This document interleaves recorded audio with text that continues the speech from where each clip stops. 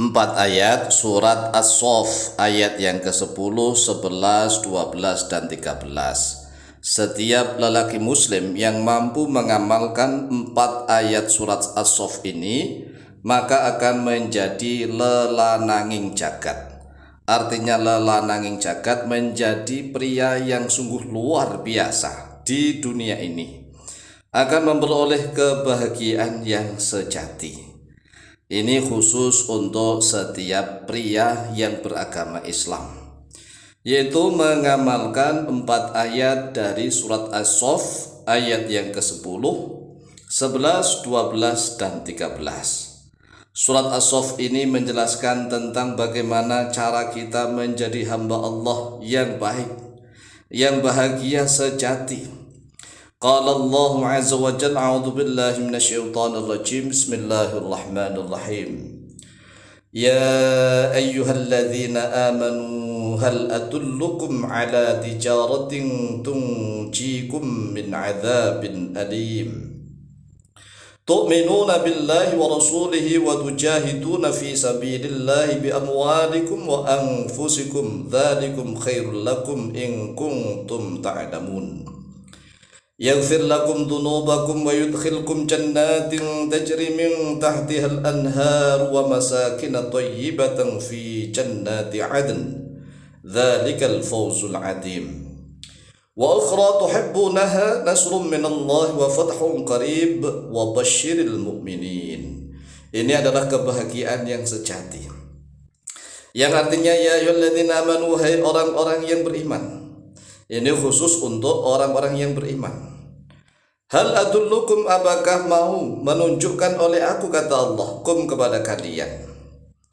Apakah kalian mau Allah tunjukkan ala tijaratin, ada suatu perdagangan, perniagaan, tijarah, menjadi orang yang tajir, menjadi orang yang kaya raya. Tungjikum, yang mampu menyelamatkan kum pada kalian. Jadi tijarah itu mampu menyelamatkan kalian min adzabin alim, dari siksa yang sangat pedih, baik di dunia maupun di akhirat. Siksa yang sangat pedih di dunia contohnya hidupnya tidak pernah bahagia. Kalau orang tidak pernah bahagia berarti hidupnya menderita, itulah siksa. Nah, orang di Indonesia ini kalau ingin menjadi orang yang bahagia maka dia harus pandai bersyukur kepada Allah. Pandai bersyukur itu tidak hanya mengucapkan hamdalah saja, tidak hanya lisannya mengucapkan alhamdulillah, tetapi dia harus meyakini seyakin-yakinnya bahwa seluruh nikmatnya itu datang dari Allah, bukan hasil jeripayahnya, bukan. Benar-benar fadilah min Rabbi, hadza min fadli Rabbi, ini adalah fadilah, anugerah dari Tuhanku.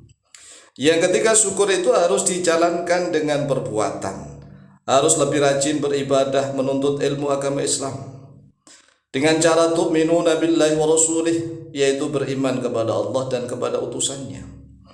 Wa tujahiduna fi sabilillah, dan kalian berjihad fi sabilillah, di jalan Allah, bi amwalikum, dengan harta-harta kalian, wa anfusikum, dan dengan diri kalian.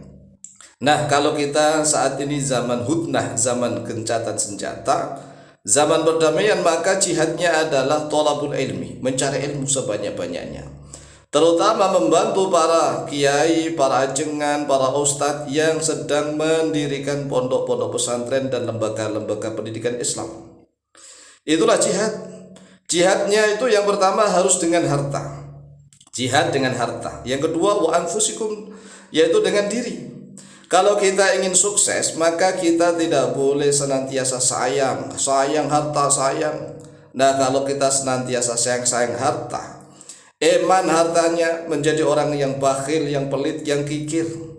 Hartanya tidak mau digunakan untuk jihad fi sabilillah, membantu para ustadz, para kiai, para ajengan, para buya yang mendirikan lembaga-lembaga pondok pesantren, maka hidupnya akan senantiasa tidak akan bahagia, tidak akan bahagia. Nah, sedangkan orang yang senantiasa menggunakan harta dan dirinya untuk jihad fisabilillah, dzalikum khairul lakum, itulah yang lebih baik bagi kalian, in kuntum ta'lamun, jika mengetahui oleh kalian. Orang di Indonesia ini kadang-kadang karena kurang bersyukur, maka orang yang kaya masih kurang. Jadi kurang kaya. Ya contohnya lah kita lihat. Orang kaya-kaya di Indonesia ini sudah kaya menurut orang lain. Menurut orang lain dia kaya. Tetapi tatkala menikah atau anaknya menikah, dia mencari yang kaya juga. Jadi dia harus mencari sama-sama kaya. Berarti kekayaannya dia kurang. Orang Indonesia jarang yang berani orang kaya menikahi orang miskin. Jarang berani. Artinya orang yang kaya masih merasa bahwa hartanya kurang, sehingga dia mencari perjodohan pernikahan pun orang kaya. Nah, kalau seandainya orang itu misalnya sudah bersyukur kepada Allah, maka apa yang Allah berikan kepadanya disyukuri. Hartanya dipakai untuk jihad fisabilillah karena syukur kepada Allah. Nah, kalau harta dipakai untuk jihad fisabilillah, membantu pondok-pondok pesantren, lembaga-lembaga pendidikan Islam, maka sungguh luar biasa. Lah kalau pejabat di Indonesia saja, pejabat itu kan syaratnya di Indonesia harus orang kaya sekarang. Apalagi yang pejabatnya itu lewat politik, misalnya ingin jadi DPR atau ingin jadi wali kota, menjadi bupati, menjadi gubernur atau presiden. Kan semuanya ini harus membeli uang, ya membeli suara rakyat. Harus memiliki uang banyak, berarti kan harus orang kaya.